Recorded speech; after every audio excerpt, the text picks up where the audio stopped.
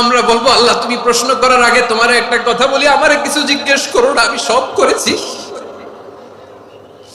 এমন কোন পাপ নাই যে পাপ আমারে দিয়ে হয় নাই। আকাশের নিচে জমিনের উপরে আমার চেয়ে বড় পাপী কেউ নাই।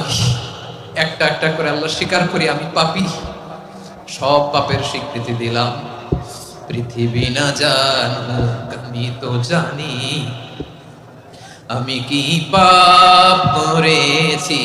হায় আমার পাপের করলে বিচার, বাঁচার আমার নাই উপায়। দয়াময় তুমি মাফ করো আমায়, মাফ করো আমায়। আল্লাহ তাআলা যদি দয়া করে আমাদেরকে মাফ না করে, আমাদের বাঁচার কোনো উপায় নাই। আপনি কি ভেবেছেন আপনার নামাজ দিয়ে আপনি জান্নাতে যাবেন?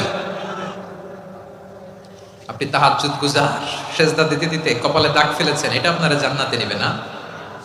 আপনি এলাকার সবচেয়ে বড় হাতেম তাই দানশীল, এই দানের ভরসায় বসে আছেন কশিন কালো।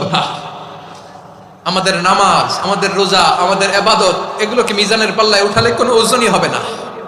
তবে আমাদের একটা কৌশল জানা আছে, আমরা আল্লাহর রহমতের ভিখারি। আমরা সেদিন আগেই গুনার স্বীকৃতি দিয়ে দেব। আমরা বলবো আল্লাহ তুমি প্রশ্ন করার আগে তোমার একটা কথা বলি, আমারে কিছু জিজ্ঞেস করো না, আমি সব করেছি। এমন কোন পাপ নাই যে পাপ আমারে দিয়ে হয় নাই। তোমার রহমত দিয়ে তুমি জান্নাতে পাঠাবা, তোমার দয়ায় জান্নাতে যেতে চাই, আমল দিয়ে না। পারবেন বলতে? কিয়ামতের দিন আমরা বলবো আল্লাহ আমার আমল দিয়ে জান্নাত চাই না, আমি তোমার দয়া দিয়ে জান্নাত চাই। তোমার দয়া ছাড়া আমার কোনো উপায় নাই। কারণ আল্লাহ যদি বিচার করে বাঁচার কারো উপায় নাই। আল্লাহ যদি বলে ফেলেন তুই এটা করলি কেন, ওখানে গেলি কেন, কোরআনে 1000 বার নিষেধ করলাম তারপরেও এই পাপে জড়ালি কেন, এরকম প্রশ্ন ছুড়ে দিলে আমার উত্তর আছে? বাঁচার কোনো উপায় আছে? রোজ হাসরে হে আল্লাহ আমার করোনা বিচার, আল্লাহ করোনা বিচার। বিচার চাহি না তব দয়া চাই, এ গুনাহগার আল্লাহ করোনা বিচার। আপনার আমল দিয়ে জান্নাতে যাবেন? কি দিয়ে যাবেন? আল্লাহর দয়া দিয়ে। আল্লাহর রহম আর দয়া ছাড়া কেউ জান্নাতের চেহারাও দেখতে পাবে না। আমার প্রিয় ভাইরা, এই দোয়া আল্লাহর কাছে পছন্দনীয় হওয়ার কারণ তিনটা। দোয়ার প্রথম অংশে আছে তাওহীদ, আল্লাহর একত্ববাদের ঘোষণা। এই দোয়ার দ্বিতীয় অংশ আছে তাসবিহ, আল্লাহর প্রশংসা সূচক বাণী। এই দোয়ার 3 নাম্বার অংশ পাপের স্বীকৃতি। তাহলে আমরা সবাই গুনাহগার। আমরা আল্লাহর কাছে পাপের স্বীকৃতি দিয়ে বলবো, ও আল্লাহ ইন্নী কুনতু মিনাজ জালিমিন, আমরা জুলুম করেছি, পাপ করেছি, অন্যায় করেছি, আল্লাহ বুঝতে পারি নাই। শয়তানের ওয়াসওয়াসায় পড়ে, বন্ধুর পাল্লায় পড়ে, নফসের খায়েশ মিটাতে যে আল্লাহ করে ফেলেছি। তুমি গুনাহ না মাফ না করলে আমাদের গুনাহ মাফ করার দ্বিতীয় কেউ নাই। ঠিক কিনা বলেন? এভাবে অনুতপ্ত হয়ে যদি আল্লাহর কাছে দোয়া করেন, দেয়ালে পিঠ থেকে গেছে, কোন রাস্তা নাই বের হওয়ার, ওই মুহূর্তেও আপনাকে বিপদ থেকে উদ্ধার করবে কে?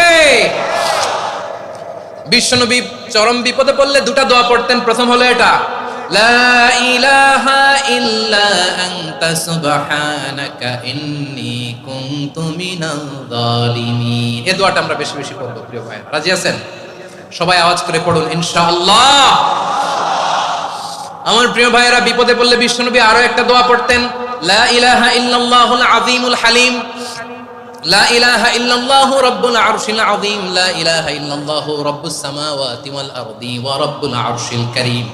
এই যে বললাম, রেকর্ড হয়ে গেছে। এখন তো আর ইনস্ট্যান্ট মুখস্থ না হলো, পরে মুখস্থ করে নেবেন। আল্লাহ ছাড়া কোনো উপাস্য নাই, তিনি সুমহান, মহা সহিষ্ণু। আল্লাহ ছাড়া কোনো উপাস্য নাই, তিনি সুমহান, আরশের অধিপতি। আল্লাহ ছাড়া কোনো উপাস্য নাই, তিনি আকাশের মালিক, জমিনের মালিক, তিনি সুবিশাল আরশের অধিপতি। সুবহানাল্লাহ পড়েন এই দোয়াটা। কেউ যদি পড়ে যদি এর ওসিলা করে দোয়া করে, তাকে বিপদ থেকে মুক্তি দেয় কে? মনে থাকবে আপনাদের? তাহলে বিপদের প্রথম ধাক্কায় কি যেন পড়তে হয়? ইন্না লিল্লাহ। তারপরে কি বলে আল্লাহর কাছে নিজেকে সঁপে দিতে হয়? দেয়ালে পিঠ থেকে গেলে লা ইলাহা ইল্লা আনতা সুবহানাকা ইন্নী কুনতু মিনাজ জালিমিন। দুই নম্বর হচ্ছে লা ইলাহা ইল্লাল্লাহুল আযীমুল হালিম, লা ইলাহা ইল্লাল্লাহু রাব্বুল আরশিল আযীম, লা ইলাহা ইল্লাল্লাহু রাব্বুস সামাওয়াতি ওয়াল আরদি ওয়া রাব্বুল আরশিল কারীম। মনে থাকবে?